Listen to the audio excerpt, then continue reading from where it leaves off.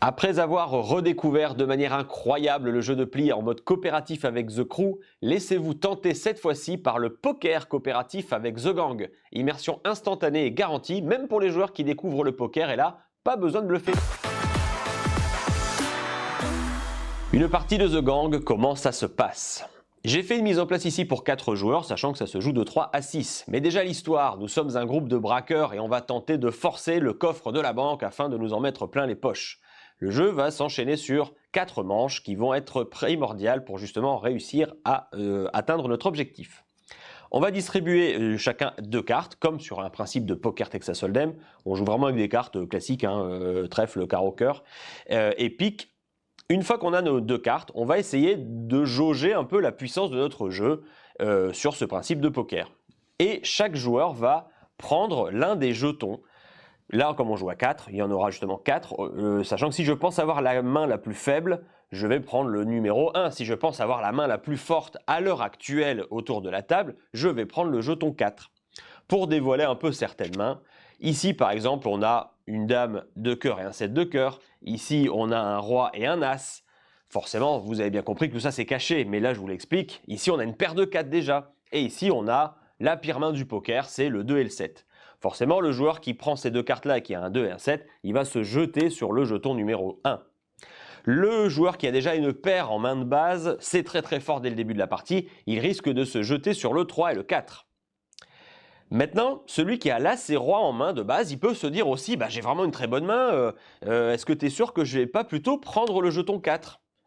L'autre, il peut dire « Non, t'inquiète pas, c'est vraiment moi qui vais prendre le jeton 4 ». Forcément, personne ne voit les jeux des autres, mais il y a comme ça un peu dans le fait d'insister, de prendre le jeton, dans le côté un peu non-verbal, dans tout ça, on va essayer de jauger un peu. Ok, bon d'accord, je te le laisse. Du coup, je vais prendre le 3. Et moi, je vais prendre le 2. Si toutefois vous êtes bagarré vraiment sur le jeton 4, je pense qu'avec roi, dame et 7, j'ai une bonne main parce que la couleur, elle est commune, mais pour l'instant, sans plus. Une fois que chacun a sélectionné un jeton, qu'il n'y a plus de jeton disponible, la manche s'arrête ici. Comme au poker, on va retourner le premier flop.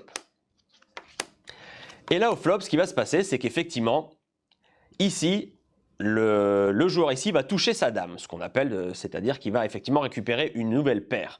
Donc là, sur la deuxième manche, il risque lui-même de se jeter sur le jeton numéro 4. Là, les autres coéquipiers comprennent que si ce joueur-là maintenant passe d'un 2 à un 4, parce que les jetons, on va les garder d'une manche à l'autre pour justement permettre de donner des indications supplémentaires, ils vont tous se dire « Ah ok, il a réussi à choper une nouvelle reine, du coup, il a une paire qui est la paire la plus importante à l'heure actuelle sur le flop. » Donc du coup, voilà, ça donne vraiment une indication assez claire. Forcément, encore une fois, les gens ne voient pas les cartes qu'ils ont en main, mais ça donne vraiment des vraies indications. Donc là, du coup, est-ce que lui, il va garder le 3? Est-ce que lui, il va passer sur le 2?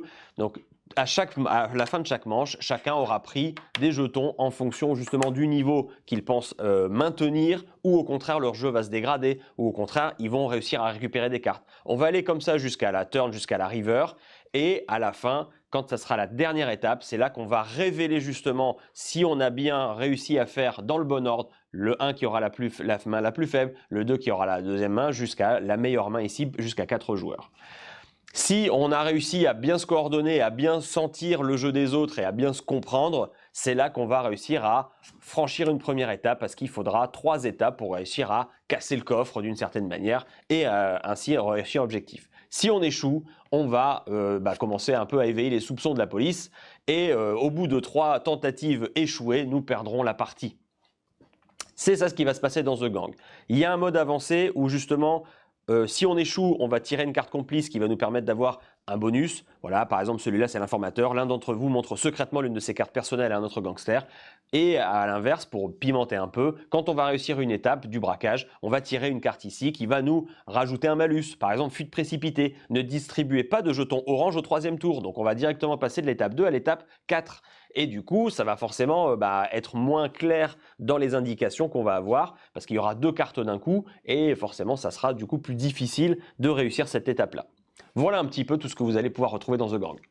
Vous l'aurez compris, au fil des manches, la tension est de plus en plus palpable autour de la table et ce sont les petits détails de communication non verbale dans la posture, la rapidité ou l'insistance avec laquelle on va sélectionner un jeton, le reprendre à nos partenaires, ce qui permettra justement à l'ensemble du gang d'être coordonné dans ce poker coopératif pour réussir le casse du siècle. À bientôt!